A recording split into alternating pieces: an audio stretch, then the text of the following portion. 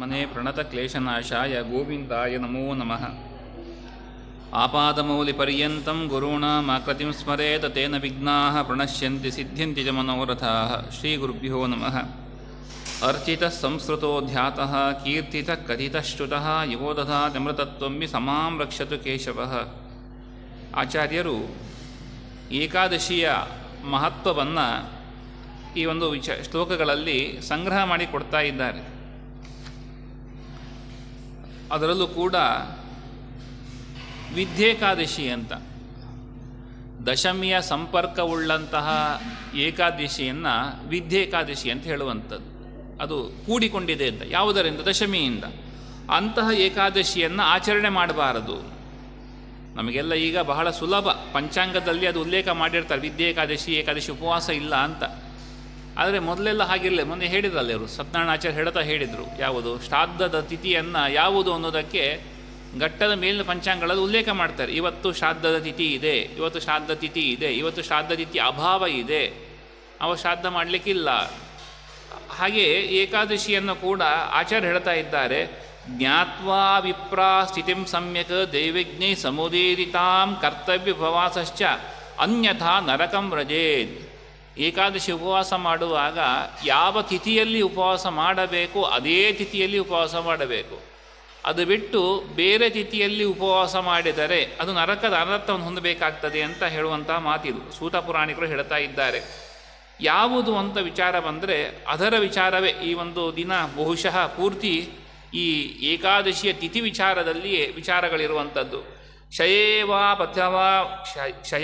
ಕ್ಷಯೇವಾಪ್ಯಥವಾ ವೃದ್ಧೋ ಸಂಪ್ರಾಪ್ತೇ ವಾ ದಿನಕ್ಷಯೇ ಉಪೋಷ್ಯ ದ್ವಾದಶಿ ಪುಣ್ಯ ಪೂರ್ವವಿದ್ದಾಂ ಪರಿತ್ಯಜೇತ್ ಅಂತ ಹೇಳ್ತಾ ಇದ್ದಾರೆ. ಕ್ಷಯತಿಥಿ ಅಂತ ಬರ್ತದೆ, ಅಥವಾ ವೃದ್ಧಿ ತಿಥಿ ಅಂತ ಬರ್ತದೆ. ಹೀಗೆಲ್ಲ ಇರುವಾಗ ವಿಚಾರ ಮಾಡಿ ಆ ಏಕಾದಶಿಯನ್ನು ಬಿಟ್ಟು ದ್ವಾದಶಿ ದಿನ ಉಪವಾಸ ಮಾಡಬೇಕು. ಯಾವುದು? ಅದಕ್ಕೆ ಇದರಲ್ಲಿ ವಿವರಣೆ ಕೊಟ್ಟಿದ್ದಾರೆ.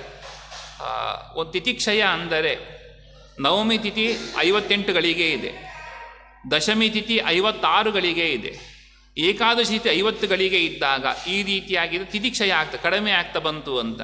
ವೃದ್ಧಿ ಅಂದರೆ ನವಮಿ ತಿಥಿ 54 ಗಳಿಗೆ, ದಶಮಿ ತಿಥಿ 56 ಗಳಿಗೆ, ಏಕಾದಶಿ 58 ಗಳಿಗೆ ಜಾಸ್ತಿ ಆಗ್ತಾ ಹೋಯಿತು. ಇದು ವೃದ್ಧಿ ಅಂತ. ಈ ರೀತಿ ಸಂಪರ್ಕ ಇದ್ದಾಗ ಒಂದೇ ದಿನಕ್ಕೆ 3 ತಿಥಿಗಳ ಸಂಪರ್ಕ ಬಂದರೆ ಆ ದಿನವನ್ನು ದಿನಕ್ಷಯ ಅಂತ ಹೇಳುತ್ತಾರೆ. ಆ ದಿನವನ್ನು ಅಂಥದ್ದು, ಅರ್ಥಾತ್ ದಶಮಿಯಂದು ಸೂರ್ಯೋದಯನ ಮರುದಿನ ಸೂರ್ಯದ ಒಳಗೆ 3 ತಿಥಿ ಸ್ಪರ್ಶವಾದರೆ ದಿನಕ್ಷಯ ಎನ್ನುವರು. ಹಾಗಾಗಿ ಆ ದಿನಕ್ಷಯ ಕಳೆದ ಮೇಲೆ ದ್ವಾದಶಿ ಬಂದರೆ, ದಶಮಿಯಂದು ಬೆಳಿಗ್ಗೆ ಸ್ವಲ್ಪ ದಶಮಿ, ನಂತರ ಏಕಾದಶಿ, ಮರುದಿನ ಸೂರ್ಯೋದಯಕ್ಕಿಂತ ಮೊದಲು ಏಕಾದಶಿ ಸಮಾಪ್ತವಾಗಿ ದ್ವಾದಶಿ ಬಂದರೆ ಆ ದಿನ ದಿನಕ್ಷಯ. ಅರ್ಥ ಆಯ್ತಾ? ದಶಮಿ ತಿಥಿ ಬೆಳಿಗ್ಗೆ ಸೂರ್ಯೋದಯ ಕಾಲಕ್ಕೆ ದಶಮಿ ತಿಥಿ ಇದೆ. ದಶಮಿ ತಿಥಿ ಕಳೆದ ಮೇಲೆ ಏಕಾದಶಿ ತಿಥಿ ಬಂದಿದೆ. ಆ ಏಕಾದಶಿ ಎಲ್ಲಿಯ ತನಕ? ಮರುದಿನ ಸೂರ್ಯೋದಯಕ್ಕಿಂತ ಮೊದಲೇ ಆ ಏಕಾದಶಿ ತಿಥಿ ಮುಗಿದು ದ್ವಾದಶಿ ಆರಂಭವಾದರೆ, ನಾವು ಸಂಕಲ್ಪ ಮಾಡುವಾಗ ದಶಮಿ ಅಂತ ಸಂಕಲ್ಪ ಮಾಡಿದ್ದೇವೆ.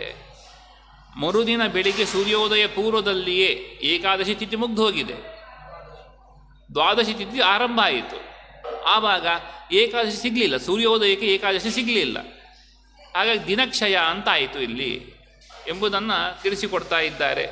ಹಾಗಾಗಿ ಈ ದಿನಕ್ಷಯವಿದ್ದಲ್ಲಿ ಏಕಾದಶಿ ಎಂದು ದಶಮಿ ಸಂಪರ್ಕವಿರುವುದರಿಂದ ದ್ವಾದಶಿ ಎಂದೇ ಉಪವಾಸ ಮಾಡಬೇಕು. ದಶಮಿಯು ಗಳಿಗೆ ಕಳೆದ ಮೇಲೆ ಏಕಾದಶಿ ತಿಥಿ ಬಂತು, ಆದರೆ ಮರುದಿನ ಸೂರ್ಯೋದಯದ ಪೂರ್ವದಲ್ಲಿಯೇ ದ್ವಾದಶಿ ತಿಥಿ ಆರಂಭವಾಗುವ ಕಾರಣದಿಂದಾಗಿ ಏಕಾದಶಿ ತಿಥಿ ಸೂರ್ಯೋದಯದ ವ್ಯಾಪ್ತಿ ಇಲ್ಲ, ದಿನಕ್ಷಯ ಆಯಿತು. ಹಾಗಾಗಿ ಈ ದಿನ ಇದ್ದಾಗ ಮರುದಿನ ದ್ವಾದಶಿಯಂದೇ ಉಪವಾಸ ಮಾಡಬೇಕು ಎಂಬ ವಿಚಾರವನ್ನು ಆಚಾರ್ಯ ತಿಳಿಸಿಕೊಡ್ತಾ ಇದ್ದಾರೆ. ಮತ್ತೆ ಹೇಳ್ತಾರೆ, ಪೂರ್ವವಿದ್ದಾಂ ಪ್ರಕುರ್ವಾಣೋ ನರೋಧರ್ಮ ನಿಕೃಂತತಿ ಸಂತತೇಸ್ತು ವಿನಾಶಾಯ ಸಂಪದೋ ಹರಣಾಯ ಚ. ಒಂದೊಮ್ಮೆ ಏಕಾದಶಿಗೆ ದಶಮಿ ಸಂಪರ್ಕ ಇರುವ ದಿನದಂದೇ ಉಪವಾಸ ಮಾಡುವಂಥದ್ದು ಲಾಭ ಏನು ಅಂತ? ನರಕ ಪ್ರಾಪ್ತಿ ಆಗ್ತದಂತೆ, ನಮ್ಮ ಸಂಪತ್ತು ಸಂತಾನ ಇದು ನಾಶ ಹೊಂದಲಿಕ್ಕೆ ಆ ಉಪವಾಸ ಕಾರಣ ಆಗ್ತದೆ. ಹಾಗಾಗಿ ಈ ದಶಮಿ ಸಂಪರ್ಕವುಳ್ಳಂತಹ ಏಕಾದಶಿ ದಿನ ಉಪವಾಸ ಮಾಡಬಾರದು. ಮತ್ತು ಕಲಾವೇಧೇಪಿ ವಿಪ್ರೇಂದ ದಶಮಿ ಏಕಾದಶೀಂ ತ್ಯಜೇತ್ ಸುರಾಯ ಬಿಂಧುನಾ ಸೃಷ್ಟಂ ಗಂಗಾಂಬ ಇವ ಸಂತ್ಯಜೇತ್. ಇನ್ನು ಕೆಲವು ದೃಷ್ಟಾಂತಗಳನ್ನು ಹೇಳ್ತಾ ಹೋಗ್ತಾರೆ. ಈ ಒಂದೇ ಒಂದು ಅಂಶ ದಶಮಿಯ ಸಂಪರ್ಕ ಏಕಾದಶಿಗಿದೆ ಅಂತ ಆದರೆ ಆ ಏಕಾದಶಿ ಆಚರಣೆ ಮಾಡಬಾರದು. ಯಾಕೆ? ಗಂಗೆ ಪವಿತ್ರ ಜಲ ಹೌದು, ಆದರೆ ಅದಕ್ಕೆ ಮದಿರೆಯ ಸಂಪರ್ಕವಾದರೆ ಹೇಗೆ ತ್ಯಾಜ್ಯವೋ ಅದರಂತೆ ಏಕಾದಶಿ ತಿಥಿಗೆ ದಶಮಿ ತಿಥಿಯ ಸಂಪರ್ಕ ಇದ್ದರೆ ಆ ದಿನದಂದು ಉಪವಾಸವನ್ನು ಮಾಡಬಾರದು. ಮತ್ತು ಶ್ವಧೃತೋ ಪಂಚಗವ್ಯಂ ಚ ದಶಮ್ಯಾ ದೂಷಿತಾಂ ತ್ಯಜೇತ್ ಏಕಾದಶೀಂ ದ್ವಿಧಸ್ಸೇಟ್ಟಾ ಪಕ್ಷಯೋರುಭಯೋರಪಿ. ಎರಡು ಪಕ್ಷದಲ್ಲೂ ಕೂಡ ಪಂಚಗವ್ಯ ನಮ್ಮನ್ನು ಶುದ್ಧ ಮಾಡುವಂಥದ್ದೇ. ಆದರೆ ಶ್ವಧೃತೋ ನಾಯಿಯ ಚರ್ಮದಲ್ಲಿ ಪಂಚಗವ್ಯ ಇದೆ ಅಂತಾದರೆ ಅದು ಅಪವಿತ್ರವೇ. ಪಂಚಗವ್ಯ ನಮ್ಮ ಎಲ್ಲ ಪಾಪಗಳನ್ನು ದೂರ ಮಾಡ್ತದೆ, ನಮ್ಮ ಪವಿತ್ರರಾಗಲಿಕ್ಕೋಸ್ಕರ ಇರುವಂಥದ್ದು ಎಲ್ಲವೂ ಸರಿಯೇ. ಆದರೆ ಅಂತಹ ಪಂಚಗವ್ಯ ಒಂದೊಮ್ಮೆ ನಾಯಿಯ ಚರ್ಮದ ಚೀಲದಲ್ಲಿ ತುಂಬಿದ್ದರೆ ಅದು ಹೇಗೆ ನಮ್ಮನ್ನು ಪುನೀತರನ್ನಾಗಿ ಮಾಡೋದಿಲ್ಲವೋ ಅದರಂತೆ ದಶಮಿಯ ಸಂಪರ್ಕವುಳ್ಳಂತಹ ಏಕಾದಶಿ ಉಪವಾಸ ನಮಗೆ ವಿಶೇಷವಾದ ಪುಣ್ಯ. ಎಲ್ಲ ವ್ರತಗಳಿಗಿಂತಲೂ ಏಕಾದಶಿ ವ್ರತವೇ ಶ್ರೇಷ್ಠ ಅಂತೆಲ್ಲ ಮಾತಿದೆ. ಹಾಗಂತ ಯಾವ ಏಕಾದಶಿ ಇದು ಮುಖ್ಯ. ದಶಮಿ ಸಂಪರ್ಕವುಳ್ಳ ಏಕಾದಶಿಯನ್ನು ಮಾಡಬಾರದು. ತಸ್ಮಾದ್ ವಿಪ್ರ ನ ವಿದ್ಧಾ ವೈ ಕರ್ತವ್ಯೇಕಾದಶೀಂ ಕ್ವಚಿತ್ ವಿದ್ಧಾಹಂತಿ ಪುರಾ ಪುಣ್ಯಂ ಶ್ರಾದ್ದಂಚ ವಿಶಲೀಪತಿ. ಮತ್ತು ಹೇಳುತ್ತಾರೆ, ಈ ಏಕಾದಶಿಯ ದಶಮಿ ವೇದ ಉಳ್ಳಂತಹ ಸಂಪರ್ಕ ಉಳ್ಳಂತಹ ಏಕಾದಶಿ ಆಚರಣೆ ಮಾಡುವಂಥದ್ದು ಹಿಂದೆ ಕೂಡಿಟ್ಟಂತಹ ಪುಣ್ಯಗಳನ್ನೆಲ್ಲ ನಾಶ ಮಾಡ್ತದಂತೆ. ಇನ್ನು ಪತಿನಾದ ಬ್ರಾಹ್ಮಣ ಮಾಡಿದ ಶ್ರಾದ್ದದಂತೆ. ಹೇಗೆ ಆ ಶ್ರಾದ್ದ ಜಪ್ತಂ ದತ್ತಂ ಹುತಂ ಸ್ನಾತಂ ತಥಾ ಪೂಜಾ ಕಥೇಹರೇ ತತ್ಸರ್ವಂ ನಿಲಯನ್ಯಾತಿ ತಮಸ್ಸೂರ್ಯೋದಯಥ. ಏಕಾದಶಿ ವಿದ್ಯೇಕಾದಶಿಯ ದಿನ ಮಾಡುವ ಉಪವಾಸ ನಾವು ಹಿಂದೆ ಸಂಪಾದಿಸಿದ ಪುಣ್ಯವನ್ನೆಲ್ಲ ನಾಶ ಮಾಡ್ತದೆ. ಜಪ್ತಂ ಜಪ ಮಾಡಿದ್ದು, ದತ್ತಂ ದಾನ ಕೊಟ್ಟಿದ್ದು, ಹುತಂ ಹೋಮಿಸಿದ್ದು, ಸ್ನಾತಂ ಸ್ನಾನ ಮಾಡಿರುವಂಥದ್ದು, ತಥಾ ಪೂಜಾಕೃತಾಹರೇ ದೇವರ ಪೂಜೆ ಮಾಡಿದ ಪುಣ್ಯವೆಲ್ಲವೂ ಕೂಡ ತಸ್ಸರ್ವ ವಿಲಯಮ್ಯಾಂತಿ ನಾಶ ಹೊಂದುತ್ತದೆ. ಹೇಗೆ ಸೂರ್ಯೋದಯವಾದ ಕತ್ತಲು ಹೇಗೆ ದೂರವಾಗುವುದೋ ಅದರಂತೆ ವಿದ್ಯೇಕಾದಶಿಯಿಂದ ಮಾಡುವಂತಹ ಉಪವಾಸದಿಂದ ನಮ್ಮ ಪುಣ್ಯವೆಲ್ಲವೂ ನಾಶವಾಗ್ತದೆ, ಕರಗಿ ಹೋಗ್ತದೆ ಅಂತ ಹೇಳ್ತಾ ಇದ್ದಾರೆ. ಏಕಾದಶ್ಯಾಂ ಯದಾ ಬ್ರಹ್ಮನ್ ದಿನಕ್ಷಯ ತಿಥಿರ್ಭವೇತ್ ಉಪೋಷಿ ದ್ವಾದಶಿ ತತ್ರ ತ್ರಯೋದಶ್ಯಾಂತ ಪಾರಣಂ. ಹೀಗೆ ದಿನತ್ರಯ ಸಂಪರ್ಕವುಳ್ಳಂಥ ದಿನವಾದರೆ ಏಕಾದಶಿಗೆ ದಶಮಿಯ ವೇದ ಇದೆ, ಸಂಪರ್ಕ ಇದೆ ಅಂತ ಗೊತ್ತಾದಾಗ ಅದನ್ನು ಬಿಡಬೇಕು. ದ್ವಾದಶಿ ದಿನ ಉಪವಾಸವನ್ನು ಮಾಡಬೇಕು, ತ್ರಯೋದಶಿ ಎಂದು ಪಾರಣೆ ಮಾಡಬೇಕು ಅಂತ ಮುಂದೆ ಹೇಳ್ತಾ ಇದ್ದಾರೆ. ಅಲ್ಲ, ಬೇರೆ ಬೇರೆ ತಿಥಿಗಳಲ್ಲಿ ಬರುವಾಗ ವಿಚಾರ ಬೇರೆ ಇರ್ತದಲ್ಲ, ಇಲ್ಲಿ ಯಾಕೆ ಹೀಗೆ? ಪ್ರತಿಪತ್ ಪ್ರಭದಯ ಸರ್ವ ಉದಯಾದ್ರವೇ ಸಂಪೂರ್ಣ ಇತಿ ವಿಜ್ಞೇಯ ಹರಿವಾಸರ ವರ್ಜಿತಾ. ಪ್ರತಿಪತ್ ಅಂದರೆ ಪಾಡ್ಯ ಬಿದಿಗೆ ಇದೆಲ್ಲ ಏನಂದರೆ ಸೂರ್ಯೋದಯದಿಂದ ಸೂರ್ಯೋದಯಕ್ಕೆ ಪೂರ್ವ ಅಂತ ಅರ್ಥ ಇದೆ, ಪೂರ್ಣ ಆಗ್ತದೆ ಅಂತ. ಆದರೆ ಏಕಾದಶಿ ವಿಚಾರದಲ್ಲಿ ಹೀಗಿಲ್ಲ. 60 ಗಳಿಗೆ ಇದ್ದರೂ ಕೂಡ ಆ ದಿನ ಬೆಳಿಗ್ಗೆ ಅರುಣೋದಯ ಕಾಲದಲ್ಲಿ ಒಂದೊಮ್ಮೆ ದಶಮಿಯ ಸಂಪರ್ಕ ಇದ್ದರೆ ಅದು ಏಕಾದಶಿ ಆಚರಣೆ ಮಾಡಲಿಕ್ಕೆ ಬರುವುದಿಲ್ಲ. ಬೇರೆ ತಿಥಿ ಸೂರ್ಯೋದಯ ಈಗ 6:20 ಈಗ 6:15 ತನಕ ಇವತ್ತು ಬಿದಿಗೆ ಇತ್ತು. 6:15 ನಂತರದಲ್ಲಿ ತದಿಗೆ ಆರಂಭ ಆಯಿತು. ಅಂದರೆ ಸೂರ್ಯೋದಯದಿಂದ ತದಿಗೆ ಆರಂಭ ಆಯಿತು. ಹಾಗಾಗಿ ಸರಿ, ಮರುದಿನ ಸೂರ್ಯೋದಯ ತನಕ ಲೆಕ್ಕಾಚಾರ ತದಿಗೆ ಬರ್ತದೆ. ಆದರೆ ಏಕಾದಶಿ ವಿಚಾರ ಬಂದಾಗ ಅರುಣೋದಯ ಕಾಲದಲ್ಲಿ ದಶಮಿ ಇದ್ದರೆ ಆ ದಿನದಂದು ಉಪವಾಸ ಮಾಡಲಿಕ್ಕಿಲ್ಲ ಎಂಬುದನ್ನು ಮತ್ತೆ ಮತ್ತೆ ಒತ್ತಿ ಹೇಳ್ತಾ ಇದ್ದ. ಅರುಣೋದಯ ಕಾಲೇತು ದಶಮಿ ಯದೃಶ್ಯತೆ ಪಾಪಪೂಲಂ ತದಾಜ್ಞೆ ಏಕಾದಶಿ ಉಪವಾಸಿನ. ಏಕಾದಶಿಯಿಂದ ಉಪವಾಸ ಮಾಡುವಂತಹ ಜನರಿಗೆ ಅರುಣೋದಯ ಕಾಲದಲ್ಲಿ ದಶಮಿ ತಿಥಿಯ ಸಂಪರ್ಕ ಇದ್ದರೆ ಅವತ್ತು ಉಪವಾಸ ಮಾಡಲಿಕ್ಕಿಲ್ಲ. ಅರುಣೋದಯ ವೇಲಾಯಾಮ್ ದಶಮಿ ಯದೃಶ್ಯತೆ ನತ್ರೈಕಾದಶಿ ಕಾರ್ಯ ಧರ್ಮ ಕಾಮಾರ್ಥನಾಶಿನಿ. ಧರ್ಮ ಕಾಮ ಅರ್ಥಗಳ ನಾಶ ಮಾಡುವುದರಿಂದ ಆ ದಿನದಂದು ಉಪವಾಸ ಮಾಡಬಾರದು ಅಂತ ಹೇಳಿದರು. ಈ ಅರುಣೋದಯ ಕಾಲ ಅಂದರೆ ಅರುಣೋದಯ ಕಾಲ ಯಾವುದು? ಸೂರ್ಯ ಉದಿಸುವ ಪೂರ್ವದಲ್ಲಿ ಏನು ಕೆಂಪಾಗಿ ಕಾಣ್ತಾನೆ ಮೊದಲಿಗೆ, ಹಾಗಾಗಿ ಇದು ಅರುಣೋದಯ ಅನ್ನುವಂಥದ್ದು ವಾಡಿಕೆ ಇದೆ. ಆದರೆ ಎಷ್ಟು ಗಳಿಗೆ ಏನು ವಿಚಾರವನ್ನು ಆಚಾರ್ಯ ತಿಳಿಸಿಕೊಡ್ತಾ ಇದ್ದಾರೆ. ಚತುಸ್ರು ಘಟಕ ಪ್ರಾತಃ ಅರುಣೋದಯ ಉಚ್ಯತೆ ಯತೀನಾಂ ಸ್ನಾನಕಾಲೋಯಂ ಗಂಗಾಭ ಸದೃಶ ಸ್ಮೃತಃ. ಅರುಣೋದಯ ಕಾಲ ಅನ್ನುವಂಥದ್ದು ವಿಶೇಷವಾಗಿ ಯತಿಗಳಿಗೆ ಸ್ನಾನಕ್ಕೆ ಹೇಳಿರೋಂಥ ಸಮಯ ಇದು. ಅಂದರೆ ಸೂರ್ಯೋದಯಕ್ಕಿಂತ 4 ಗಳಿಗೆ ಮೊದಲು. 1 ಗಳಿಗೆ ಅಂದರೆ 24 ನಿಮಿಷ, 4 ಗಳಿಗೆ ಅಂದರೆ 96 ನಿಮಿಷ ಆಯಿತು. ಹಾಗಾಗಿ ಈ ಕಾಲವನ್ನು ಸೂರ್ಯೋದಯದ ಸಮಯಕ್ಕಿಂತ ಮೊದಲು 96 ನಿಮಿಷ ಅನ್ನುವಂಥದ್ದು ಅರುಣೋದಯ ಕಾಲ ಅಂತ ಆಗ್ತದೆ. ಈ ಕಾಲದಲ್ಲಿ ವಿಶೇಷವಾಗಿ ಸ್ನಾನ ಅನುಷ್ಠಾನಾದಿಗಳನ್ನು ಮಾಡಬೇಕು ಎಂಬುದಾಗಿ ವಿಧಿಯನ್ನು. ಹಾಗಾಗಿ ಅದು ಯಾಕಂದರೆ ಗಂಗಾಂಬ ಸದೃಶಂ ಜಲಂ ಅದು ಹೇಳ್ತಾ ಇದ್ದಾರೆ. ಇದು ಗಂಗೆಗೆ ಸಮಾನವಾದ ಆವಾಗ ಸನ್ನಿಧಾನ ಇರ್ತದೆ ನೀರಿನಲ್ಲಿ. ಹಾಗಾಗಿ ಈ ನೀರಿನಲ್ಲಿ ಸ್ನಾನವನ್ನು ಮಾಡಬೇಕು ಅಂತ ಹೇಳುತ್ತಾ ಉದಯ ಪ್ರಾಗ್ಯದಾ ವಿಪ್ರ ಮುಹೂರ್ತ ದ್ವಯ ಸಂಯುತ ಸಂಪೂರ್ಣೇಕಾದಶಿ ನಾಮ ಅಪಸೇದ್ಯತಿ. ಸೂರ್ಯೋದಯಕ್ಕಿಂತ ಮೊದಲು 2 ಮುಹೂರ್ತಗಳ ಕಾಲ ಅರ್ಥಾತ್ 4 ಗಳಿಗೆ ಏಕಾದಶಿ ತಿಥಿ ಇದ್ದರೆ ಸಂಪೂರ್ಣ ಏಕಾದಶಿ ಆಗುವುದು, ಅಂದೇ ಉಪವಾಸ ಆಚರಿಸಬೇಕು. ಸೂರ್ಯೋದಯಕ್ಕಿಂತ ಪೂರ್ವದಲ್ಲಿ 4 ಗಡಿಗೆಗಳ ಕಾಲದಷ್ಟು ಏಕಾದಶಿ ತಿಥಿ ಇದ್ದರೆ, ಅಂದರೆ ಹಿಂದಿನ ದಿನದಲ್ಲಿ ದಶಮಿ ಕಳೆದು ಮಧ್ಯರಾತ್ರಿ ಸಮಯದ ಕಳೆದು ನಮಗೆ ಸೂರ್ಯೋದಯ ಎಷ್ಟು ಹೊತ್ತಿಗಿದೆ 6 ಗಂಟೆ ಸೂರ್ಯೋದಯ ಇದ್ದರೆ ಅದಕ್ಕಿಂತ 4 ಗಳಿಗೆ ಮೊದಲು ಏಕಾದಶಿ ತಿಥಿ ಇದ್ದರೆ ಅವತ್ತೇ ಏಕಾದಶಿ ತಿಥಿ ಆಚರಣೆ ಮಾಡಬೇಕು. ಮತ್ತೆ ಹೇಳ್ತಾರೆ ಉದಯಾತ್ ಪ್ರಾಕ್ ತ್ರಿಗಡಿಕಾ ವ್ಯಾಪಿನಿ ಏಕಾದಶಿ ಯದ ಸಂದಿಗ್ಧೇಕಾದಶಿ ನಾಮ ವರ್ಜಾ ಧರ್ಮಾರ್ಥ ನಾಶಿನಿ. ಒಂದೊಮ್ಮೆ ಸೂರ್ಯೋದಯಕ್ಕಿಂತ ಪೂರ್ವದಲ್ಲಿ 3 ಗಳಿಗೆಯಷ್ಟು ಏಕಾದಶಿ ತಿಥಿ ಇದೆ.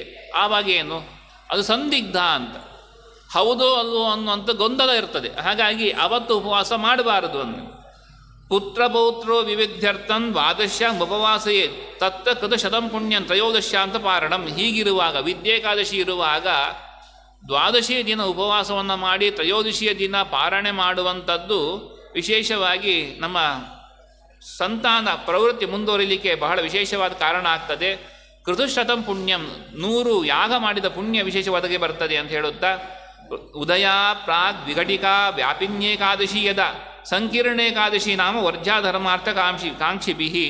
ಇನ್ನು 2 ಗಳಿಗೆ ಸೂರ್ಯೋದಯದ ಪೂರ್ವದಲ್ಲಿ 2 ಗಳಿಗೆ ಅಷ್ಟು ಕಾಲ ಮಾತ್ರ ಏಕಾದಶಿ ವ್ಯಾಪ್ತಿ ಇದೆ ಅಂತ, ಆದರೆ ಅದು ಕೂಡ ತ್ಯಾಗ ಮಾಡಬೇಕು ಅಂತ ಹೇಳುತ್ತಾ ಯಾಕೆ ಇಷ್ಟು ಹೇಳುವಂಥದ್ದು, ಏಕಾದಶಿ ನಮಗೆ ಅರುಣೋದಯ ಕಾಲದ ಏಕಾದಶಿ ತಿಥಿ ಇದೆ, ನಾವು ಏಕಾದಶಿ ಆಚರಣೆ ಮಾಡ್ತೇವೆ, ಸಂಕಲ್ಪ ಹಾಗೆ ಅಲ್ವಾ. ಸೂರ್ಯೋದಯ ಕಾಲ ಯಾವ ತಿಥಿ ಇದೆಯೋ ಅದನ್ನೇ ಆಚರಣೆ ಮಾಡುವುದರಿಂದ ಏಕಾದಶಿಯನ್ನು ಹಾಗೆ ಮಾಡಿದರೆ ಏನು ಸಮಸ್ಯೆ, ಎಲ್ಲಾದರೂ ಅನರ್ಥವಾಗಿದೆಯಾ? ಯಾವುದನ್ನು ಒಂದು ನಿಷೇಧ ಮಾಡಬೇಕು ಅಂದರೆ ಏನಾದರೂ ಅನರ್ಥ ಕಂಡಿರಬೇಕು. ಅನರ್ಥ ಯಾವುದು? ದಶಮಿ ಶೇಷ ಸಂಯುಕ್ತ ಗಾಂಧಾರ್ಯ ಸಮಪೋಷಿತ ತಸ್ಯಾ ಪುತ್ರಶತಂ ನಷ್ಟಂ ತಸ್ಮಾತ್ ತಾಂ ಪರಿತ್ಯಜೇತ್. ಗಾಂಧಾರಿ ಏಕಾದಶಿ ಉಪವಾಸ ಮಾಡ್ತಾ ಇದ್ಲಂತೆ. ಹಾಗೆ ಮಾಡುವಾಗ ದಶಮಿಯ ಸಂಪರ್ಕವುಳ್ಳ ಏಕಾದಶಿಯ ದಿನ ಅವಳು ಉಪವಾಸ ಮಾಡಿದಳು. ಇದರಿಂದ ಆದ ಲಾಭ ಏನು? ತನ್ನ 100 ಮಕ್ಕಳನ್ನು ಕಳೆದುಕೊಂಡಳು. ಹಾಗಾಗಿ ಏಕಾದಶಿಯ ಬಗ್ಗೆ ವಿಶೇಷವಾಗಿ ಆಚಾರ್ಯರು ತಿಳಿಸಿಕೊಡುತ್ತಾ ಈ ರೀತಿಯಾದ ಎಚ್ಚರ ನಮಗೆ ವಿಶೇಷವಾಗಿ ಬೇಕು ಅಂತ ತಿಳಿಸಿಕೊಡ್ತಾ ಇದ್ದಾರೆ. ಅಪೀಶತ್ ದಶಮೀ ವಿದ್ಯಾ ಸದಾತಾಂ ಪರಿವರ್ಜಯೇತು ಸುರಾಬಿಂದು ಸಮಾಯುಕ್ತಾಂ ಪ್ರವದಂತೆ ಮನೀಷಿಣಃ. ಇನ್ನು ಸ್ವಲ್ಪ ಮತ್ತು ಅದೇ ಹೇಳುವಂಥದ್ದು, ಸ್ವಲ್ಪ ಏಕಾದಶಿ ಸಂಪರ್ಕ ಇದ್ದರೂ ಕೂಡ ಏಕಾದಶಿ ದಶಮಿ ಸಂಪರ್ಕ ಇದ್ದರೆ ಏಕಾದಶಿ ತಿಥಿ ಅನ್ನುವಂಥದ್ದು ಮದ್ಯದ ಬಿಂದುವಿನ ಕೂಡಿದ ಅಮೃತದಂತಾಗ್ತದೆ. ಸುರಾದ ಜೊತೆಗಿರುವ ಅಮೃತ, ಹಾಗಾಗಿ ಅದು ಬೇಡ ಎಂಬುದನ್ನು ಮತ್ತೆ ತಿಳಿಸಿಕೊಡ್ತಾ ಇದ್ದಾರೆ. ಇನ್ನು ಪಂಚಾಂಗ 16 ಪಂಚಾಂಗ ಆಯಿತು. ನಾವು ಊರಿನಲ್ಲೇ ಬೇರೆ ಬೇರೆ ಪಂಚಾಂಗ. ಇನ್ನು ನಮ್ಮ ಮಠ ಅಂತ ವ್ಯತ್ಯಾಸ ಗೊಂದಲ ಎಲ್ಲ ಬರ್ತದೆ. ಏನು ಮಾಡಬೇಕು? ಇಲ್ಲಿ ಮಠದ ವಿಚಾರ ಹೇಳುವುದಿಲ್ಲ, ಆಗಮನ ವಿಚಾರ ಹೇಳ್ತಾರೆ. ಬಕ್ವಾಗಮ ವಿರೋಧೇತು ಬ್ರಾಹ್ಮಣೇಶು ವಿವಾದಿಷು ಉಪೋಷ್ಯ ದ್ವಾದಶಿ ಪುಣ್ಯ ತ್ರಯೋದಶ್ಯಾಂತ ಪಾರಣಂ. ಒಂದು ಪಂಚಾಂಗದ ಪ್ರಕಾರ ಇವತ್ತು ಏಕಾದಶಿ ಅಲ್ಲ, ಒಂದು 10-15 ಪಂಚಾಂಗ ಇದೆ. 15 ಪಂಚಾಂಗದಲ್ಲಿ 7-8 ಪಂಚಾಂಗದಲ್ಲಿ 10 ಪಂಚಾಂಗದವರೆಗೆ ಇವತ್ತು ಏಕಾದಶಿ ಅಂತ ಹೇಳ್ತಾ ಇದೆ. ಇನ್ನು ಉಳಿದ 5-6 ಪಂಚಾಂಗಗಳಲ್ಲಿ ನಾಳೆ ದಿನ ಅಂತಿದೆ. ಇದು ಗೊಂದಲ. ಬಹುಮತ ಅನ್ನೋದಕ್ಕಿಂತಲೂ ಕೂಡ ಬಹುವಾಗಮ ವಿರೋಧೇಶು, ಒಬ್ಬರು ಹೀಗೆ ಹೇಳ್ತಾರೆ, ಪ್ರಮಾಣ ಹೀಗಿದೆ ಹಾಗಾಗಿ ಇವತ್ತೇ ಆಗಬೇಕು. ಇನ್ನೊಬ್ಬರು ಹೀಗಿದೆ, ಹಿಂದೆ ಸಂಪ್ರದಾಯ ಹೀಗಿತ್ತು ಹಾಗಿತ್ತು ಅಂತ ಹೇಳುತ್ತಾ ವಿಚಾರ ಬಂದರೆ ಬಕ್ವಾಗಮ ವಿರೋಧಿಸು, ಹಲವು ಆಗಮಗಳ ಸಿದ್ಧಾಂತಗಳು ಬೇರೆ ಬೇರೆ ಇರ್ತದೆ, ಗಣಿತ ಸಿದ್ಧಾಂತಗಳು, ಇವುಗಳಿಂದಾಗಿ ವಿರೋಧ ಬಂದರೆ ಅವತ್ತೇನು ಮಾಡಬೇಕು? ದ್ವಾದಶಿ ದಿನ ಉಪವಾಸ ಮಾಡಬೇಕು, ತ್ರಯೋದಶಿ ದಿನ ಪಾರಣೆ ಮಾಡಬೇಕು. ಯಾವ ಏಕಾದಶಿ ದಿನ ಸಂದಿಗ್ಧ ಇದೆ, ನಮಗಿದೆಲ್ಲ ಸಮಸ್ಯೆ ಇಲ್ಲ, ನಮಗೀಗ ಈ ಸಮಸ್ಯೆ ಇಲ್ಲ. ಯಾಕೆ? ಪಂಚಾಂಗ, ನಮ್ಮ ಗುರುಮಠದ್ದೇ ಪಂಚಾಂಗ ಅಂತ ಬರ್ತದೆ. ಮೊದಲು ಆಯಾ ಮಠಗಳ ಪಂಚಾಂಗ ಅನ್ನುವಂಥದ್ದು ಅಷ್ಟಾಗಿ ವ್ಯಾಪ್ತಿ ಇರಲಿಲ್ಲ. ಯಾರೋ ಒಬ್ಬರು ಪಂಚಾಂಗ ತಯಾರು ಮಾಡ್ತಾ ಇದ್ರು, ಅದು ಅವರು ನಮ್ಮ ಸಮ್ಮತ ಅಂತ ಹೇಳ್ತಾ ಇದ್ದಿದ್ದು. ಮಠದ ಶಿಷ್ಯರು ಮಠದ ಫೋಟೋ ಹಾಕೊಂಡ್ರೆ ಆಯಿತು, ಈ ನಮ್ಮ ಮಠ ಶಿಷ್ಯರು ಈ ಪಂಚಾಂಗವನ್ನು ಬಳಸಬಹುದು, ಹಾಗೆ ಆ ಪಂಚಾಂಗ ಬಳಸ್ತಾ ಇದ್ರು. ಮೊದಲೆಲ್ಲ ಮೆಜೆಸ್ಟಿಕ್ ಪ್ರೆಸ್ ಅದು ಮಾತ್ರ ಇದ್ದಿದ್ದಲ್ವ, ಮತ್ತೆ ಎಲ್ಲ ಬೇರೆ ಪಂಚಾಂಗಗಳು ಬರ್ತಾ ಶುರುವಾಗಿದ್ದು. ಹಾಗಾಗಿ ಈ ಪಂಚಾಂಗವನ್ನು ಯಾವ ವಿವಾದ ಇದ್ದಾಗ, ವಿಶೇಷವಾಗಿ ವಿವಾದ ಇದ್ದ ಸಂದರ್ಭದಲ್ಲಿ ಅಂತಹ ಏಕಾದಶಿಯನ್ನು ತ್ಯಜಿಸಿ ದ್ವಾದಶಿ ದಿನ ಉಪವಾಸವನ್ನು ಮಾಡಿ ತ್ರಯೋದಶಿ ದಿನದಂದು ಪಾರಣೆ ಮಾಡಬೇಕು ಎಂಬ ವಿಚಾರವನ್ನು ತಿಳಿಸ್ತಾ ಇದ್ದಾರೆ.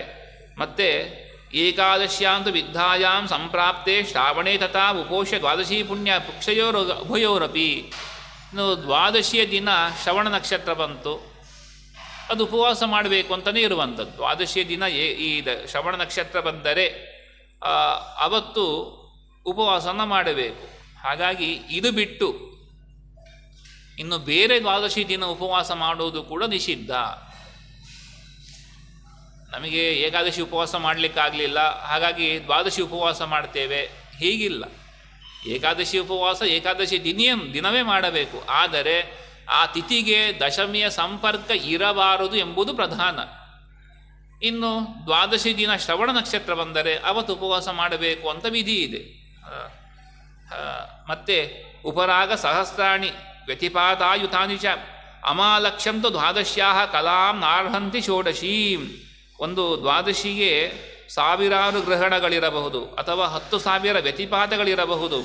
ಲಕ್ಷ ಅಮಾವಾಸ್ಯೆಗಳು ಸಮಾನವಾಗುವುದಿಲ್ಲ. ದ್ವಾದಶಿಯ ಫಲದ 16 ಭಾಗ ಮಾಡಿ ಅದರ ಒಂದು ಕಲೆಗೆ ಸಾವಿರಾರು ಗ್ರಹಣ, 10,000 ವ್ಯತಿಪಾತ, 1,00,000 ಅಮಾವಾಸ್ಯೆಗಳು, ಇವ್ಯಾವುದು ಕೂಡ ಸಮಾನವಾಗುವುದಿಲ್ಲ. ಹಾಗಾಗಿ ದ್ವಾದಶಿಯ ದಿನದ ಪಾರಣೆಗೆ ವಿಶೇಷವಾದ ಮಹತ್ವ ಇದೆ. ಮತ್ತೀಗ ಒಂದು ಬರ್ತದೆ, ದ್ವಾದಶಿ ಪಾರಣೆ ಮಾಡಬೇಕು ಅಂತ ಹೇಳುತ್ತೀರ, ಏಕಾದಶಿ ತಿಥಿ ವಿದ್ದಿದ್ದಾಗ ಉಪವಾಸ ಮಾಡಬೇಕು ದ್ವಾದಶಿ ಅಂತ ಹೇಳುತ್ತೀರ, ಕಳ್ಕೊಂಡಾಗ ಆಯ್ತಲ್ಲ. ನಾವು ಒಂದೊಮ್ಮೆ ದ್ವಾದಶಿ ದಿನ ಮಾಡುವ ಪಾರಣೆಯನ್ನು ತಪ್ಪಿಸಿಕೊಂಡು ತ್ರಯೋದಶಿ ದಿನ ಮಾಡಿದರೆ ಇದೇ ಫಲ ಸಿಗ್ತದ ಎಂಬ ವಿಚಾರ ಬಂದರೆ, ಶುದ್ಧಾಪಿ ದ್ವಾದಶಿ ಗ್ರಾಹ್ಯ ಪರತೋ ದ್ವಾದಶಿ ಯದಿ ವಿಶಂತು ದಶಮಿ ಜ್ಞೇಯ ಅಮೃತಂ ಏಕಾದಶಿ ತಿಥಿ ವಿಷಪ್ರಧಾನ ವರ್ಜ್ಯಾಸ ಅಮೃತ ಗ್ರಾಹ್ಯ ಪ್ರಧಾನತಃ. ಮತ್ತೆ ತಿಳಿಸಿಕೊಡ್ತಾ ಇದ್ದಾರೆ, ತ್ರಯೋದಶಿ ಎಂದು ದ್ವಾದಶಿಯ ಸಂಬಂಧ ಸ್ವಲ್ಪವಿದ್ದರೂ ಕೂಡ ಶುದ್ಧ ದ್ವಾದಶಿ ಉಪವಾಸ ಯೋಗ್ಯ. ದ್ವಾದಶಿ ತಿಥಿ 2 ಬಂದಿದೆ, ಒಂದು ಪೂರ್ಣ ದ್ವಾದಶಿ, ಮತ್ತೊಂದು ತ್ರಯೋದಶಿಯ ಸಂಪರ್ಕ ಉಳ್ಳಂತಹ ದ್ವಾದಶಿ. ಹೀಗಿದ್ದಾಗ ದ್ವಾದಶಿಯು ಕೂಡ ಉಪವಾಸವನ್ನು ಮಾಡಿ ಶುದ್ಧ ದ್ವಾದಶಿ ಉಪವಾಸ ಯೋಗ್ಯವಾದದ್ದೇ. ಶುದ್ಧಾಪಿ ದ್ವಾದಶಿ ಗ್ರಾಹ್ಯ ಪರತೋ ದ್ವಾದಶಿ ಯದಿ. ಒಂದೊಮ್ಮೆ ಮತ್ತೊಂದು ದ್ವಾದಶಿ, 2 ತಿಥಿಗಳಲ್ಲೂ ದ್ವಾದಶಿ ಇದ್ದರೆ, ಒಂದು 60ಗಳಿಗೆ ಪೂರ್ಣವಾಗಿ ದ್ವಾದಶಿ ಇದ್ದು ಮತ್ತೆ ಮರುದಿನ ಇನ್ನು ಕೆಲವುಗಳಿಗೆ ದ್ವಾದಶಿ ಇದ್ದು ಮತ್ತೆ ತ್ರಯೋದಶಿ ಆರಂಭವಾಗ್ತದೆ ಅಂತಾದರೆ, ಆ ಪೂರ್ಣ ದ್ವಾದಶಿಯ ಗಳಿಗೆ ಇರುವಂತಹ ತಿಥಿಯಲ್ಲೂ ಕೂಡ ಉಪವಾಸವನ್ನು ಮಾಡಬೇಕು. ಆದರೆ ದಶಮಿಯು ವಿಷದಂತಿದ್ದರೆ ಏಕಾದಶಿಯು ಅಮೃತ. ಆದ್ದರಿಂದ ವಿಷದಂತಿರುವ ಏಕಾದಶಿ ದಶಮಿ ಸಂಬಂಧವಾದ ಏಕಾದಶಿಯನ್ನು ಬಿಡಬೇಕು. ಯಾಕೆ ವಿದ್ ಅಂತ ಹೇಳಿದ್ದು? ವಿದ್ಯೇಕಾದಶಿ ಅಂತ ಸಂಕಲ್ಪ ಮಾಡುವಾಗ ಏನು ಸಂಕಲ್ಪ? ದಶಮಿ ಹಿಂದೆ ಸಂಕಲ್ಪ ಮಾಡಿ ಹೇಗೆ ಹಿಂದಿನ ದಿನ. ಇವತ್ತು ಏಕಾದಶಿ ತಿಥಿ ಇದೆ, ಆದರೆ ದಶಮಿ ಸಂಪರ್ಕ ಇರುವುದರಿಂದ ಅವತ್ತು ಉಪವಾಸ ಮಾಡಲಿಕ್ಕಿಲ್ಲ. ಉಪವಾಸ ಮಾಡಲಿಲ್ಲ, ವಿದ್ಯೇಕಾದಶ್ಯಾಂ ತಿಥೌ ಅಂತೇಳಿ ಹೇಳಿ ಸಂಕಲ್ಪ ಜಪದಲ್ಲಿ ಮಾಡುವಂಥದ್ದು ವಿದ್ಯೇಕಾದಶಿ ಅಂತ. ಮರುದಿನ ಉಪೋಷ್ಯ ದ್ವಾದಶ್ಯಾಂ ಎಂಬುದಾಗಿ ಏಕಾದಶಿ ಆಚರಣೆ, ಪಾರಣ ತ್ರಯೋದಶ್ಯಾಂ ಎಂಬುದಾಗಿ ಸಂಕಲ್ಪ ಮಾಡಲಿಕ್ಕಿರುವಂಥದ್ದು. ಹೀಗಾಗಿ ವಿಷಪ್ರಧಾನವಾಗಿ ಇರುವಂತಹ ದಶಮಿಯ ಸಂಪರ್ಕ ಇರುವುದನ್ನು ಬಿಡಬೇಕು ಅಂತ ವಿಶೇಷವಾಗಿ ತಿಳಿಸಿಕೊಡ್ತಾ ಇದ್ದಾರೆ. ದ್ವಾದಶ್ಯಾಂ ಭೋಜನಂ ಚೈವ ವಿದ್ಧಾಯಾಂ ಹರ್ಯುಪೋಷಣಂ ಯಕ್ಕುರ್ಯಾದ್ ಮಂದಬುದ್ಧಿತ್ವ ನಿರಯಂ ಸೋಧಿಗಚ್ಚತಿ. ಇನ್ನು ಅದೇ ದಶಮಿ ಸಂಪರ್ಕವುಳ್ಳಂತಹ ಏಕಾದಶಿ ದಿನ ಉಪವಾಸ ಮಾಡುವಂಥದ್ದು, ದ್ವಾದಶಿ ಅನ್ನುವಂತಹ ದಿನ ಊಟ ಮಾಡಿದರೆ ಅದೆಲ್ಲ ನರಕಕ್ಕೆ ಹೋಗ್ತಾರೆ. ಇದನ್ನು ಹಲವು ಶ್ಲೋಕದಲ್ಲಿ ತಿಳಿಸಿಕೊಡ್ತಾ ಇದ್ದಾರೆ. ಅರ್ಥಾತ್ ಏಕಾದಶಿಯ ತಿಥಿಗೆ ಎಷ್ಟು ಮಹತ್ವ ಇದೆ ಎಂಬುದು ಇಲ್ಲಿ ಮುಖ್ಯವಾಗಿ ಬೇಕಾದದ್ದು. ಯಾನಿ ಕಾನಿಚ ವಾಕ್ಯಾನಿ ವಿದ್ಧೋಪಾಸ್ಯ ಪರಾಣಿತು ದನಧಾರ್ಚ ಪರಾಣಿ ಸ್ಯುಹು ವೈಷ್ಣವಿ ನ ದಶಾಯುತ. ಇನ್ನು ಕೆಲವು ಪ್ರಮಾಣ ಸಿಗ್ತದೆ, ದಶಮಿ ಸಂಪರ್ಕ ಇದ್ದ ಏಕಾದಶಿ ದಿನ ಉಪವಾಸ ಮಾಡಬೇಕು ಎನ್ನುವ ಪ್ರಮಾಣ ವಾಕ್ಯಗಳು ಸಿಗ್ತದೆ. ಮತ್ತೆ ಗೊಂದಲ ಉಂಟಾಗ್ಬೋದಲ್ವ? ನೀವು ಹೇಳುವಂಥದ್ದು ದಶಮಿ ಸಂಪರ್ಕ ಇರುವ ಏಕಾದಶಿ ದಿನವನ್ನು ಊಟ ಮಾಡಬಾರದು, ಉಪವಾಸ ಮಾಡಬಾರದು ಎಂಬುದಾಗಿ ನಿಷೇಧ ಮಾಡಿದ್ರಿ. ಆದರೆ ಅಂತಹ ತಿಥಿಯಂದು ಕೂಡ ಉಪವಾಸ ಮಾಡಬೇಕು ಎಂಬುವ ಮಾತುಗಳು ಕೂಡ ಸಿಗ್ತದಲ್ವ? ಇದಕ್ಕೇನು ಮಾಡಬೇಕು? ಇವೆಲ್ಲ ಕಾಮ್ಯಫಲ, ಶಾಸ್ತ್ರವ ಕಾಮ್ಯಫಲವನ್ನು ಕೊಡುವಂತಹ ಧನಾದಿಗಳು ಕೂಡ ಪೂಜಾ ಪ್ರತಿಪಾದಕಗಳು. ಏಕಾದಶಿ ವಿದ್ಧವಾದ ದಶಮಿ ವಿದ್ಧವಾದ ಏಕಾದಶಿಯು ಹರಿಪ್ರೀತಿಕರವಾದದ್ದಲ್ಲ ಅನ್ನುವಂಥ ವಿಚಾರ ಹೇಳ್ತಾ ಇದ್ದಾರೆ. ಯಾಕಂದರೆ ಲೌಕಿಕ ದಿವಾಕರ ತಿಥಿರಾಜನ್ ಯದಿನಸ್ಯ ಪರಯಹನಿ ದಶಮಿ ವಿಷ್ಟಿತಾ ಕಾರ್ಯ ಮಹಾಪಾತಕ ನಾಶಿನಿ ಎಂಬುವ ಬೇರೆ ಬೇರೆ ಪ್ರಮಾಣ ಶ್ಲೋಕಗಳಿದೆ. ಅವು ಏನಂದರೆ ವಿದ್ಯೇಕಾದಶಿಯನ್ನು ಉಪವಾಸ ವಿಹಿತ ಅಂತ ಹೇಳ್ತಾ ಇದ್ದಾರೆ ಅಲ್ಲಿ ಆ ಪ್ರಮಾಣ ಮಾತುಗಳಲ್ಲಿ. ಯಾಕೆ? ಕುಬೇರ ಮೊದಲಾದ ದೇವತೆಗಳನ್ನು ಪೂಜಿಸಿ ಲೌಕಿಕ ಸಂಪತ್ತನ್ನು ಬಯಸುವ ಮೋಕ್ಷಾಪೇಕ್ಷೆ ಇಲ್ಲದ ಜನರಿಗೆ ವಿದ್ಯೇಕಾದಶಿ ಉಪವಾಸ ಸರಿ. ನಮ್ಮ ದೃಷ್ಟಿ ಎಲ್ಲಿದೆ ಅನ್ನೋದು ಪ್ರಧಾನ. ಈಗ ನಮಗೆ ಭಗವಂತನ ಅನುಗ್ರಹದ ಮೂಲಕ ಮೋಕ್ಷ ಬೇಕು ಎಂಬುವಂತಹ ಆಲೋಚನೆ ಇದ್ದರೆ ದಶಮಿಯ ಸಂಪರ್ಕವುಳ್ಳಂತಹ ಏಕಾದಶಿಯ ದಿನ ಉಪವಾಸ ಮಾಡಬಾರದು. ಸಂಪತ್ತು ಬೇಕು, ಕುಬೇರನ ಅನುಗ್ರಹ ಆಗಲಿ, ಒಂದಷ್ಟು ದುಡ್ಡು ಬರಲಿ ಎಂಬ ಇಚ್ಛೆಯಿಂದ ಏಕಾದಶಿ ಉಪವಾಸ ಮಾಡ್ತೇವೆ ಅಂತಾದರೆ ದಶಮಿ ಸಂಪರ್ಕವುಳ್ಳಂತಹ ಏಕಾದಶಿ ಉಪವಾಸ ಮಾಡಬಹುದು. ಶ್ರೀಮದ್ ಆಚಾರ್ಯರ ಸಿದ್ಧಾಂತದ ವಿಚಾರ ನೋಡುವಾಗ ವಿದ್ಯೇಕಾದಶಿ ನಿಷಿದ್ಧ ಉಪವಾಸ ಮಾಡಲಿಕ್ಕೆ. ಅಥವಾ ಮೋಹನಾರ್ಥಾಯ ಮೋಹಿನ್ಯ ಭಗವಾನ್ ಹರಿ ಅರ್ಚಿತ ಕಾರಯಾಮಾಸ ವ್ಯಾಸರೂಪಿ ಜನಾರ್ದನಃ. ಇದೊಂದು ಕತೆ ಹೇಳ್ತಾರೆ. ಒಬ್ಬ ರಾಜ, ರುಕ್ಮಾಂಗದ ಅಂತ ರಾಜ. ಆ ರಾಜನ ಆಡಳಿತದಲ್ಲಿ ಎಲ್ಲರೂ ಕೂಡ ಏಕಾದಶಿ ಉಪವಾಸವನ್ನು ಚೆನ್ನಾಗಿ ಮಾಡ್ತಾ ಇದ್ರಂತೆ. ಹಾಗಾಗಿ ನರಕ ಖಾಲಿ ಖಾಲಿ, ನರಕಕ್ಕೆ ಬರುವವರು ಯಾರಿಲ್ಲ. ಎಲ್ಲ ಏಕಾದಶಿ ಉಪವಾಸ ಮಾಡ್ತಾ ಇದ್ದಾರೆ. ಮಾಡಿದ ಪಾಪಗಳು ಕಳೆದು ಹೋಗ್ತಾ ಇದೆ, ಭಸ್ಮವಾಗಿ ಹೋಗ್ತಾ ಇದೆ. ಇಂಥವರಿಗೆ ಆವಾಗ ದೇವತೆಗಳ ಆರಾಧನೆ ಮಾಡಿ ಬ್ಯಾಲೆನ್ಸ್ ಇರಬೇಕಲ್ವ. ಬರೀ ಪಾಪದವರೇ ಜಾಸ್ತಿ ಆಗಿಬಿಟ್ರೆ ಅಲ್ಲ, ಪುಣ್ಯ ಭಕ್ತಿಗಳು ಬೇಕು, ಬ್ಯಾಲೆನ್ಸ್ ಇರಬೇಕು ದೇಶ ಜಗತ್ತಿನಲ್ಲಿ ಅಂತ ದೇವತೆಗಳು ಪ್ರಾರ್ಥನೆ ಮಾಡಿಕೊಂಡ್ರಂತೆ. ಆವಾಗ ಮೋಹಿನಿ ಎಂಬುವಳನ್ನೊಬ್ಬರು ಸೃಷ್ಟಿ ಮಾಡಿ ದೇವತೆಗಳು ಆ ರುಕ್ಮಾಂಗದ ರಾಜನಿಗೆ ಮದುವೆ ಮಾಡಿಸಿದ್ರಂತೆ. ಇದರಿಂದ ಏನಾಯಿತು? ಅದರಿಂದ ವಿದ್ಯೇಕಾದಶಿ ಉಪವಾಸ ಮಾಡೋ ಗ್ರಂಥಗಳ ರಚನೆ ಮಾಡಿದ್ರಂತೆ ವೇದವ್ಯಾಸರು. ಮತ್ತೆ ಜನರಿಗೆ ಮೋಹ ಉಂಟಾಯಿತು. ಏಕಾದಶಿ ದಿನ ಸೂರ್ಯೋದಯಕ್ಕೆ ಏಕಾದಶಿ ತಿಥಿ ಇದೆ, ಇದು ನಾವು ಆಚರಣೆ ಮಾಡ್ತೇವೆ, ಸಂಕಲ್ಪ ಮಾಡ್ತೇವೆ, ಇವತ್ತು ಯಾಕೆ ಉಪವಾಸ ಮಾಡಬಾರ್ದು? ಉಪವಾಸ ಮಾಡಬಹುದು ಪ್ರಮಾಣ ಸಿಕ್ತು, ಉಪವಾಸ ಮಾಡಿದ್ರು, ನರಕಕ್ಕೆ ಹೋಗಲಿ ಶುರುವಾಯಿತು. ಹಾಗಾಗಿ ಇದು ಮೋಹನಕ್ಕಾಗಿ ರಚನೆ ಮಾಡಿರುವಂಥದ್ದು ಇರುವುದರಿಂದ ವಿದ್ಯೇಕಾದಶಿ ದಿನ ಉಪವಾಸವನ್ನು ಮಾಡಬಾರದು ಎಂಬುದನ್ನು ಮತ್ತೆ ತಿಳಿಸುತ್ತಾ, ಧನಧಾರ್ಚ ವಿವೃದ್ಧ್ಯರ್ಥಂ ಮಹಾವಿತ್ತ ಲಯಸ್ಯ ಚ ಅಸುರಾಣ ಮೋಹನಾರ್ಥಂ ಪಾಷಂಡಾನಾಂ ವಿವೃದ್ಧಯೇ ಆತ್ಮಸ್ವರೂಪ ವಿಜ್ಞಪ್ತೈ ಸ್ವಲೋಕ ಪ್ರಾಪ್ತಯೇ ತಥಾ. ಭಗವಂತ ಇಂತಹ ವಾಕ್ಯಗಳು ವೇದವ್ಯಾಸ ರಚಿಸಿದ ಪುರಾಣಗಳಲ್ಲಿ ಲಭ್ಯವಾಗ್ತದಲ್ಲ. ವೇದವ್ಯಾಸರಿಗೆ ಅಜ್ಞಾನನ? ಎಲ್ಲ ಭಕ್ತರಿಗೆ ಸನ್ಮಾರ್ಗ ತೋರಿಸಲಿಕ್ಕೆ ಬಂದಿರುವಂಥವರು, ಆದರೆ ಅವರೇ ಮೋಸ ಮಾಡ್ತಾರೆ ಅಂದರೆ ಏನರ್ಥ? ಅದಕ್ಕೆ ಹೇಳ್ತಾರೆ, ಇಲ್ಲ, ಲೌಕಿಕ ಸಂಪತ್ತನ್ನು ಕೊಡುವಂತಹ ದೇವತೆಗಳ ಪೂಜೆ ಹೆಚ್ಚಾಗಬೇಕು, ನಮಗೆ ಅದು ಬೇಕು ಇದು ಬೇಕು, ಭೋಗದ ಕಡೆಗೆ ಜಾಸ್ತಿ ಮನಸ್ಸಾಗಬೇಕು, ದುರ್ಜನರ ಸಂಪತ್ತು ನಾಶವಾಗಬೇಕು, ಅಸುರರಿಗೆ ಅಜ್ಞಾನ ಹೆಚ್ಚಬೇಕು, ಪಾಷಂಡಿಗಳು ಧರ್ಮ ವಿರುದ್ಧವಾಗಿ ಆಚರಣೆ ಸಂಖ್ಯೆ ಇದು ಜಾಸ್ತಿ ಆಗಬೇಕು. ಅದರಿಂದ ಪರಮಾತ್ಮ ಸ್ವರೂಪ ಜ್ಞಾನ ಯಾರಿಗೆ ಬರಬಾರದು ಅಂಥವರಿಗಾಗಿ ಇಂತಹ ವಾಕ್ಯಗಳನ್ನು ವೇದವ್ಯಾಸರು ಮೋಕ್ಷ ಅವರಿಗೆ ದೊರೆಯಬಾರ ಎಂಬ ದೃಷ್ಟಿಯಿಂದ ರಚಿಸಿದ್ದಾರೆ. ಹೇಳುತ್ತಾ ಏವಂ ವಿದ್ಯಾಂ ಪರಿತ್ಯಜ್ಯ ದ್ವಾದಶ್ಯಾಂ ಉಪವಾಸನೆ ಕೋಟಿ ಜನ್ಮಾರ್ಜಿತಂ ಪಾಪಂ ಏಕೈಕೈವ ವಿನಶ್ಯತಿ. ಹಾಗಾಗಿ ವಿದ್ಯೇಕಾದಶಿ ದಿನ ಬಿಟ್ಟು ದ್ವಾದಶಿ ದಿನ ಉಪವಾಸವನ್ನು ಮಾಡಿದರೆ ಆ ಒಂದು ತಿಥಿಯಿಂದಲೇ ಕೋಟಿ ಜನ್ಮಗಳಲ್ಲಿ ಕೂಡಿಟ್ಟ ಪಾಪ ಎಲ್ಲ ನಾಶವಾಗ್ತದೆ ಎಂಬುವ ವಿಚಾರ ಹೇಳ್ತಾ ಮುಂದೆ ಹೇಳ್ತಾರೆ, ತತಃಕೋಟಿ ಗುಣಂಬಾಪಿ ನಿಷಿದ್ಧಶ್ಚೇತರೈ ಜನೈಃ ಯದನಾದಿ ಕೃತಂ ಪಾಪಂ ತದೂರ್ಧ್ವಂ ಯತ್ ಕರಿಷ್ಯತಿ ತತ್ಸರ್ವಂ ವಿಲಯಮ್ಯಾಂತಿ ಪರೇಷಾಂ ಉಪವಾಸನಾತ್ ನ ಚ ತಸ್ಮಾ ಪ್ರಿಯತಮ ಕೇಶವಸ್ಯ ಮಮಾಪಿ ವಾ. ಏಕಾದಶಿಯನ್ನು ಉಪವಾಸ ಮಾಡಿದವನಿಗೆ ಯಾವ ಪುಣ್ಯವಿದೆಯೋ ಅದಕ್ಕಿಂತ ಕೋಟಿ ಪುಣ್ಯ ಇತರರಿಂದ ಉಪವಾಸವನ್ನು ಮಾಡಬಾರದು ಎಂಬ ತಡೆದವನಿಗೆ ಉಪವಾಸವನ್ನು ಆಚರಿಸಲಿಕ್ಕೆ ಹೇಳುವಂತೆ ಮಾಡುವಂಥದ್ದು ಅಲ್ವಾ. ಏಕಾದಶಿ ಉಪವಾಸ ಮಾಡಿದರೆ ಆರೋಗ್ಯ ಹಾಳಾಗಿ ಹೋಗ್ತದೆ ಬಹಳ. ಹಾಗಾಗಿ ನಮಗೆ ಸಮಸ್ಯೆ ಆಗ್ತದೆ, ನಿತ್ರಾಣ ಆಗ್ತದೆ, ಕಣ್ಕತ್ಲೆ ಕಟ್ತದೆ, ಬಿದ್ದು ಇನ್ನೇನು ಮಾಡಿಕೊಳ್ಳುವಂಥ ಪ್ರಸಂಗ ಬರ್ತದೆ. ಹಾಗಾಗಿ ಏಕಾದಶಿ ಉಪವಾಸವನ್ನು ಮಾಡಬಾರದು ಅನ್ನೋದಾಗಿ ಯಾರನ್ನು ತಡೀತಾರೋ ಅವರಿಗೆ ಇಂಥ ತಡೆ ಇದ್ದರೂ ಕೂಡ ಯಾರು ಏಕಾದಶಿ ಉಪವಾಸ ಮಾಡ್ತಾರೋ ಅಂಥವರಿಗೆ ಮಹಾಪುಣ್ಯ ಅಂತ. ಹಾಗೆ ನಾವು ಏಕಾದಶಿ ಉಪವಾಸ ಮಾಡಿದ ಪುಣ್ಯ ಬರ್ತದೆ, ಜೊತೆಗೆ ಇನ್ನೊಬ್ಬರಿಗೆ ಏಕಾದಶಿಯ ಮಹತ್ವವನ್ನು ಹೇಳುವ ಮೂಲಕ ಅವರಿಂದ ಏಕಾದಶಿ ಉಪವಾಸವನ್ನು ಮಾಡಿಸಿದರೂ ಕೂಡ ಬಹಳ ಇದು ವಿಶೇಷವಾಗಿ ದೇವರಿಗೆ ಪ್ರೀತಿಯಾಗುವಂಥದ್ದು. ಈ ವ್ಯಕ್ತಿ ನಚಾ ತಸ್ಮಾ ಪ್ರಿಯತಮ ಕೇಶವಸ್ಯ ಮಮಾಪಿಚ.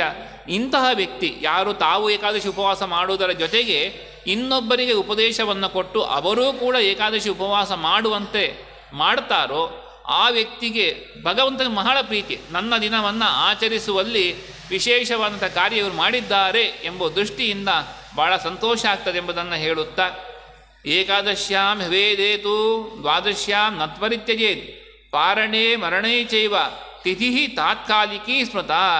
ಏಕಾದಶಿ ತಿಥಿಯಂದು ದಶಮಿ ವೇದವಿಲ್ಲ ಅಂತಾದರೆ ದ್ವಾದಶಿ ಪಾರಣೆಯನ್ನು ಬಿಡಬಾರದು. ಪಾರಣೆಗೂ ಮರಣಕ್ಕೂ ಆ ಕಾಲದಲ್ಲಿರೋ ತಿಥಿಯನ್ನು ಪರಿಗಣಿಸಬೇಕು, ಶಾಸ್ತ್ರಸಮ್ಮತವಾದ ವಿಚಾರ ಎಲ್ಲ. ನಾಳೆ ದಿನ ಮತ್ತೆ ಸೇರಿದಾಗ ಇದನ್ನು ವಿಚಾರ ಮಾಡೋಣ. ಶ್ರೀಕೃಷ್ಣ ಅರ್ಪಣಮಸ್ತು.